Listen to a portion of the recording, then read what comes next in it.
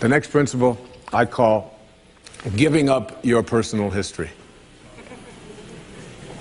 And I learned it from a man named Carlos Castaneda, who once said that one day, he said, I finally realized that I no longer needed a personal history.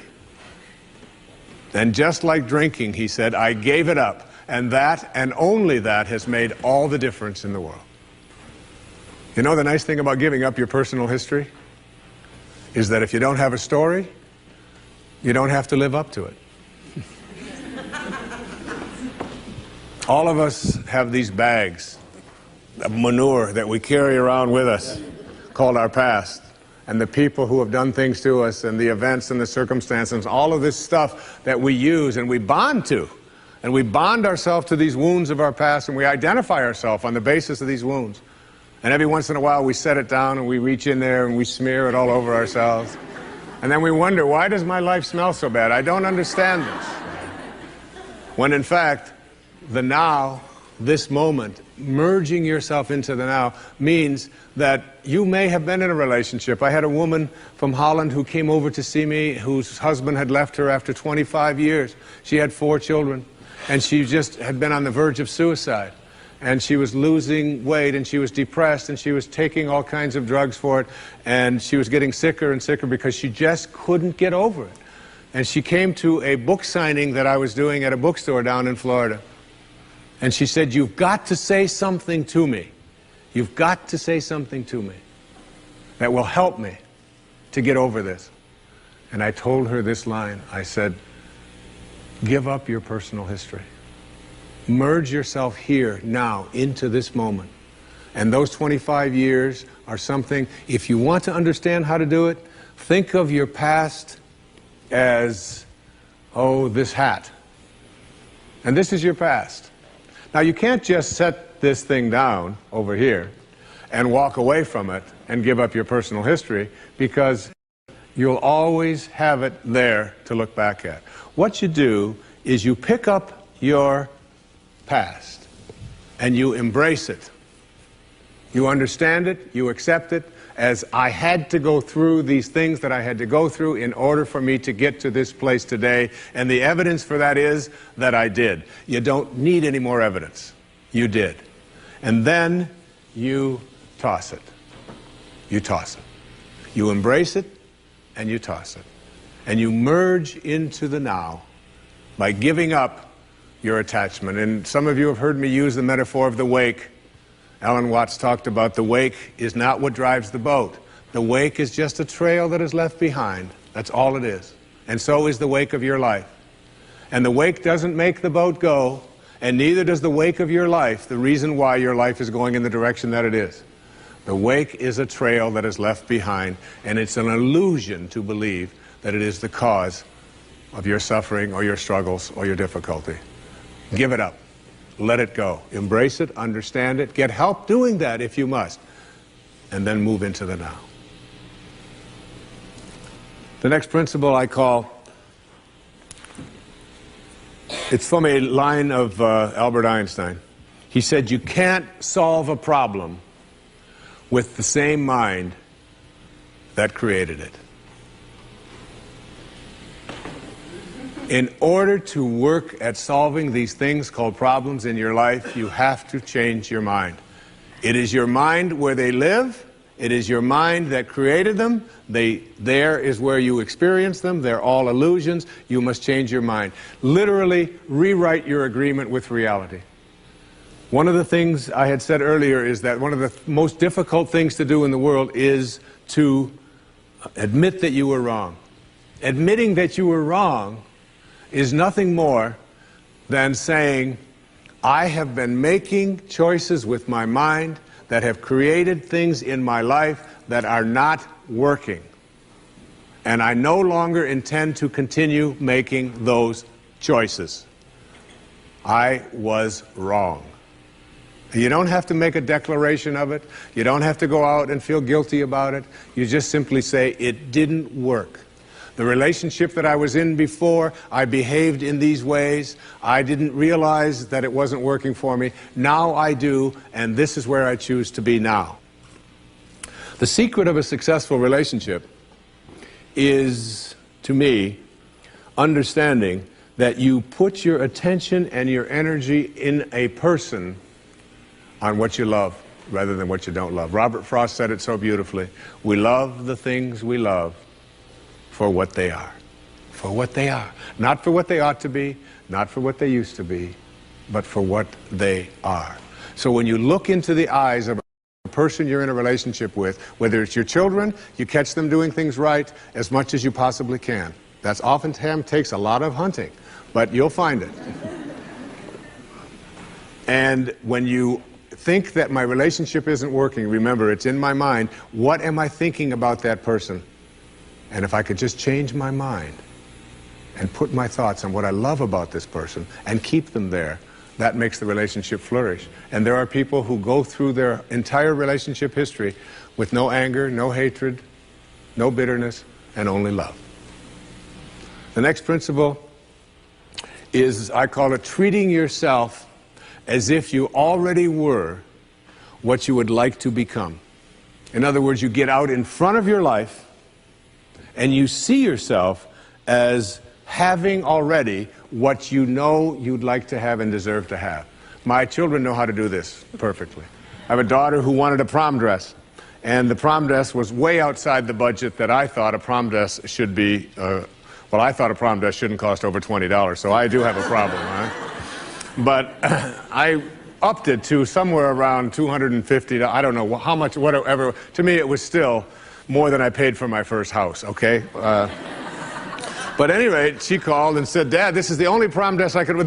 I've got to wear this prom dress. If I don't wear this prom dress, it's just on and on and on with this wonderful. You know, I saw a wonderful book about how to raise teenage daughters. The title of it is Get Out of My Life, but first drive me and Cheryl to the mall. All right, that's the actual title. It's a good book. And so I told Serena, I said, it's just beyond the budget. I've got a certain amount of money that I'm willing to put for it. And she said, but I've already seen myself wearing it. I've already tried it on. I have a picture of myself in the dress in my living room, and I've already showed it to the guy who's taking me to the prom. I mean, it was this whole thing about, and she already saw herself in it. I said, well, if you see yourself in it, then you're going to have to also see yourself as earning the difference between what I'm willing to pay. And she drew up a contract. She went onto the computer, and on the background of the computer, you know, where they have these little background things they put on, there was 500 pictures of the dress, all right? And she signed a contract and said, I'll babysit, I'll do this, I'll do that, and I will pay the difference. And she did, and she wore the dress, because she understood that you treat yourself as if you already are what you'd like to become. There's a genius in you. You have to treat yourself as if you already were that genius. There's something you're completely capable of. See yourself as already there. Then you'll act upon those thoughts, because the ancestor to every action, said Emerson, is a thought. The next principle is called treasuring your divinity. Treasuring your divinity. There's a wonderful observation that I saw from Emerson in Self-Reliance. It's about trusting your divinity, knowing that you are connected to your source, knowing that you are a divine creation and that there are no accidents.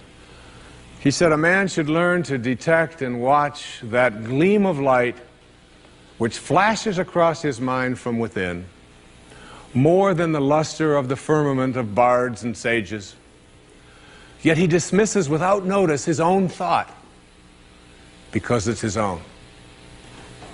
In every work of genius, we recognize our own rejected thoughts. They come back to us with a certain alienated majesty. We often reject our thoughts, and we see the things that we think of as grand and as genius, and we reject them because they're our own. Treasuring our divinity instead of being terrified of it. Knowing that I am always connected to my source. There is no way that I cannot, because it is in you, and I am in you, and you are in me, and you can never be separated from it. There is no place that this source is not. It grows everybody's fingernails. It beats everybody's hearts. It digests everybody's foods. It opens all the flowers, and you're always connected to it. And finally, the last principle I call wisdom is avoiding all thoughts which weaken you. You know, every thought has an energy, just like everything else in the universe. And if you have a thought of shame, it will weaken your muscles. And what is your heart but a muscle? If you raise a child who believe in shame and feel ashamed of themselves, every time they think that shameful thought, they will be weakened. And if you have a thought of fear, and if you have a thought of stress, and you have a thought of anguish and anxiety, all of these thoughts and many more are the thoughts that will always weaken you. When you are having a thought that you know is disempowering you, shift it. Shift it to one that is empowering rather than disempowering. And the thoughts that empower are thoughts of neutrality and willingness and love, and ultimately thoughts of divinity. And when you see a troubled person who is out there struggling at the highest level of unity consciousness or God consciousness or spiritual consciousness, you recognize yourself in all that you see. There, but for the grace of God, go I. And I am connected to that person. Changing your thoughts. I appeared on the Tonight Show many years ago, several times, quite a few times. And I remember coming home from the Tonight Show, and I was walking along the beach, and they had taped the show the night before, and I was out for a walk, and a woman who lived in the Northeast stopped me, and she said, "Didn't I see you last night on the, how could you be here?" I said, "Well, I flew the red eye, and I was walking along." And she said, "You know, we're moving down here." She said, "What are the people like here? What's it like?" And I said to her, I said, "Well, what are they like where you live?" She said, "Well," she said, I live in a very big city." And she said, "They're very pushy. And people are not very kind. And they don't have time for you." And she said, "It's really not very pleasant." She said, "That's one of the reasons I'm leaving there." I said, "Well, that's pretty much what you're going to find here." That's basically what the people are like here. On the way back on the same day, someone else who had seen me the night before on the Tonight Show, who had lived in the Midwest, stopped me and asked me almost the same question. She said, "You live here?" I said, "Yes." She said, "Well, my husband and I are moving here and we're looking for a school." She said, "What are the people like here? What's it like here?" I said, "What are they like in Chicago where you live?" She said, "Oh," she said, "it's the Midwest." She said, "People are very friendly, they're open, they open their homes to you, they're very loving, they're very kind." She said, "It's a wonderful place." She said, "I love that, I'm going to really miss that." I said, "That's pretty much what you're going to find here." It's what you expect, it's what you think about that expands. It's what Emerson taught us. The ancestor to every action is a thought. Change your thoughts, and you change your world. Change your expectations, and you change around what you begin to manifest and see showing up in your life. Here's what Lao Tzu said in verse 29. "Do you think you can take over the universe and improve it? I do not believe it can be done. Everything under heaven is a sacred vessel and cannot be controlled. Trying to control leads to ruin. Trying to grasp, we lose. Allow your life to unfold naturally. Know that it too is a vessel of perfection. Just as you breathe in, breathe out. There is a time for being ahead, a time for being behind, a time for being in motion, a time for being at rest, a time for being vigorous, a time for being exhausted, a time for being safe, a time for being in danger. To the sage, all of life is a movement toward perfection. So what need has he for the excessive, the extravagant, or the extreme? There's a time for everything. Imagine if you knew this. If you really knew that what you were experiencing emotionally in your life was a part of what there is a time for. And that you're not really doing anything. Lao Tzu says it over and over again. You're not doing anything. You're being done. You're being done right now. You're one of the 10,000 things. And it is all being done, all of it. Like I do yoga every morning, or almost every morning, 5-6 days a week. I do this 90-minute Bikram yoga, this hot yoga. And this has helped me so much with just that simple little thing, just remembering what it says in verse 29 of the Tao. That there are times when you're in the midst of yoga, when you have a position where you have to put this foot out, and you have to turn this one down, and you have to get down here like this, and you have to take this arm, and I'm going to do it. And you have to do that for 60 seconds in a 110-degree room. That's after doing many other postures as well. There was a time when I would do that and I'd be so exhausted, and all I could think about was, when is this 60 seconds going to be up? Oh my God, when are we going to get through with this posture? When are we going to get onto where I can lie down on the floor? And finally, and I began to realize as this doing the Tao thing has really changed me dramatically, so that now when I'm in that position with one arm down and one arm up, and it is exhausting, and you're stretching, and you've got your arm right next to your ear, and you're holding on, that you say to yourself, there's a time for being exhausted, and there's a time for rest. There's a time for things not to work out. Imagine if you knew that in the midst of my working with my daughter, for example, when I see the struggle that she's going to, and I can stand back and say, there's a time for her to experience this. And there's a time for her not to experience it.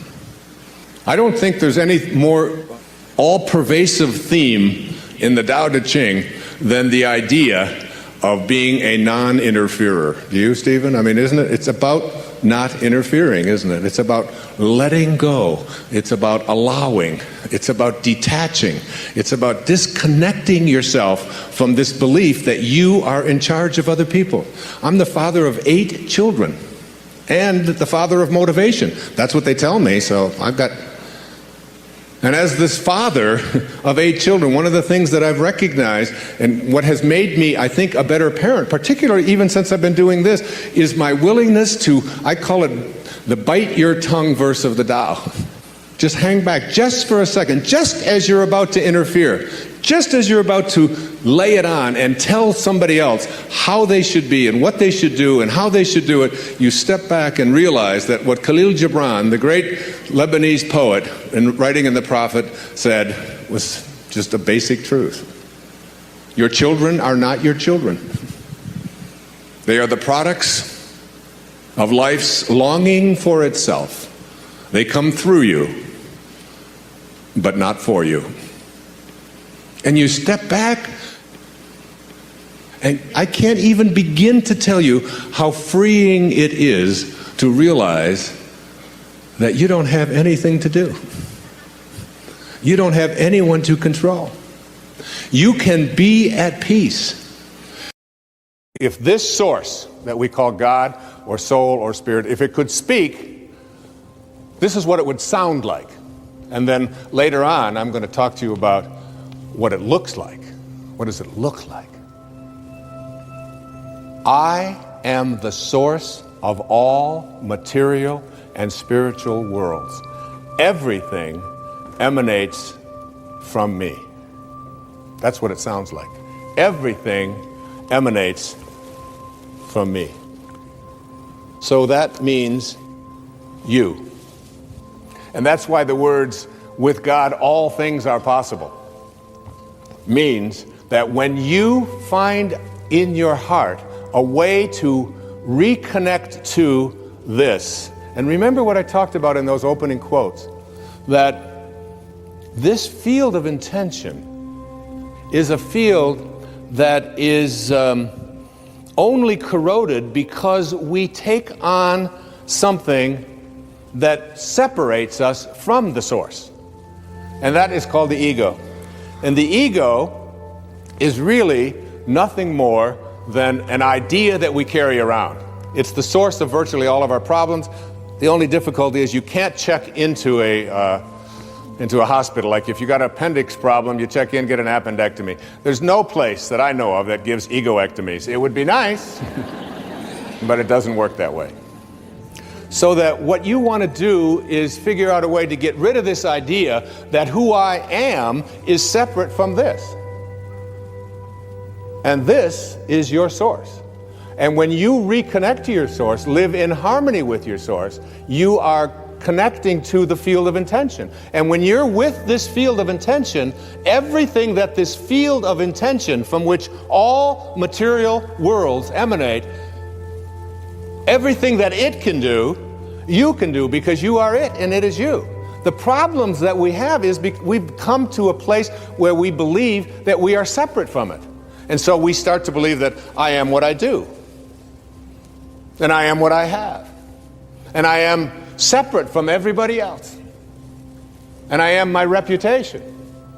And I'm separate from what is missing in my life. But this field from which all things originate, if it's everywhere, it's got to be in you. And if it's everywhere and it has to be in you, it has to also be in everything that you perceive to be missing from your life. It has to be in that too, because there's no place that it's not. And if there's no place that it's not, you literally are already connected to everything that you would like to attract into your life. What keeps you from doing it is your belief that you're separate from your source. We want to reconnect to this source. People ask me the question, what about a free will? If I was intended here, and the shape of my life was intended here from this source, where does that leave me with a free will? Well, where it leaves you with a free will is this. You have a free will to decide whether or not you are going to connect or not connect to that source. That's your free will. If you make a choice, a conscious choice, to stay disconnected from it and believe that you are all of these things that I just illustrated in the ego, this field of intention doesn't know anything about non-well-being. It creates from a source of well-being. It doesn't know anything about fear, about anxiety, about worry. It just is in a constant state of creating. There's a quotation that goes like this: self-realization, which is really reconnecting to your source. Self-realization means that we have been consciously connected with our source of being. We are reconnected to this source, which I'm going to describe in detail in this program, what I believe the faces of intention look like. Once we have made this connection, then absolutely nothing can go wrong. That's from Swami Paramananda. Nothing can go wrong when you reconnect to source. All of our struggles, all of our illnesses, all of the scarcities in our life, all of the problems we have in our relationships, all of this stuff came about because we disconnected ourselves from a field of intention that is nothing but just well-being at work. It only wants you to be in a state of happiness. The softer you are, the less rigid you are, the more flexible you are as a person, the more you can accomplish. And this is a great way to practice in parenting as well. And this idea that a rigid thought, how many times have you heard this idea that if I tell you something, I'm going to stay consistent with it. We have a set of rules, these are the rules, and we'll do it this way. In the Tao it says the more rules you make, the more rule breakers you create. It's true. The more rules you have in your house about how everything has to go. We had in our house, my wife would have a big jar of M&Ms. Peanuts, you know, all these different multicolored ones. And the kids in our house, because we didn't feed them sugar and we didn't give them sodas and stuff like that. So they were just more like a decoration. Every once in a while someone would take them. They'd hardly ever be replaced. Now when we had kids come over to our house who weren't ever allowed to have such horrible things, you should have seen their behavior. You know, they would scoop them up, they'd be putting them in their pockets, and they'd get their purses, and they'd open it up, and, you know, the whole thing would be empty. I said, what are you doing? He said, well, you mean you could just have these whenever you want them? I said, well, we don't really have any rules about that. It's just, it's not something that we encourage or discourage. It's just there. It's like Emerson had a wonderful line. He said, a foolish consistency is the hobgoblin of little minds. A foolish consistency, a rigid consistency. So that there are many people who will say, if I say it on Monday, you can be absolutely certain that on Wednesday, I'm going to believe the same thing, regardless of what might happen on Tuesday. Now, Tuesday might have something real that you might want to be changing your mind. You might want to say, you know, I thought that this time, but now I've seen this, and now we can shift. And you can see how this can become and so much about the Tao is on leadership. Leadership in the family, leadership in the community, leadership geopolitically. Less rigidity, more openness, more willingness to listen and say, I changed my mind.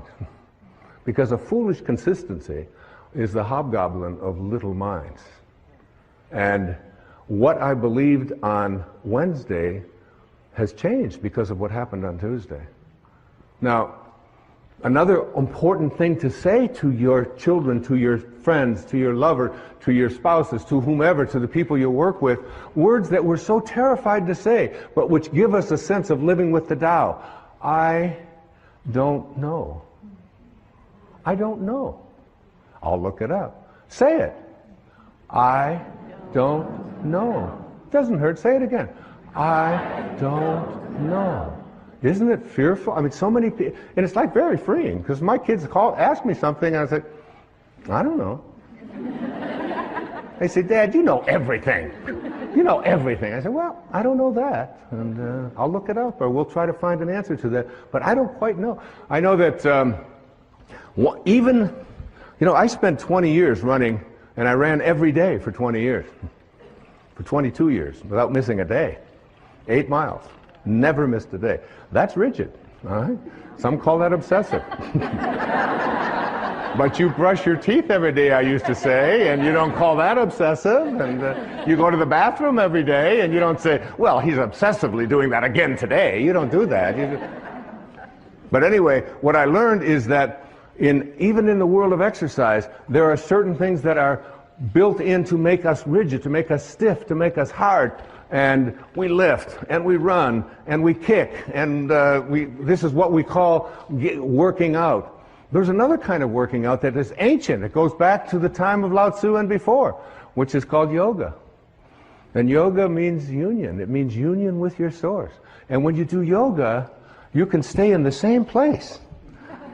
You can do the equivalent of 8 miles. When I used to run 8 miles, I had to run 4 miles that way, turn around, 4 miles back. And I'd be sweating. Now I can do yoga, and I can just stand in one place. And in 90 minutes, by being supple, by making myself stretch, by not being hard and rigid, I can get that out there, I can get that leg up, I can do these kinds of things. And 90 minutes later, it's like I'm totally sweating, and I feel so different. I used to, when I would go out at night to eat or something, after running so many miles, running marathons and doing those things, I'd go to get up, and it would be, okay, it's going to take a little while, because everything was so, that doesn't happen anymore, because I've given up hard.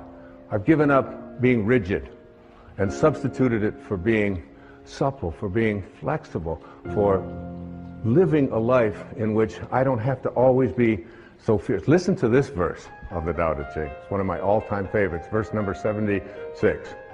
A man is born gentle and weak. At his death, he becomes hard and stiff. All things, including the grass and the trees, are soft and pliable in life, dry and brittle in death. Stiffness is thus a companion in death. Flexibility is a companion in life. And it's not just for how you exercise, it's how you think, how you think.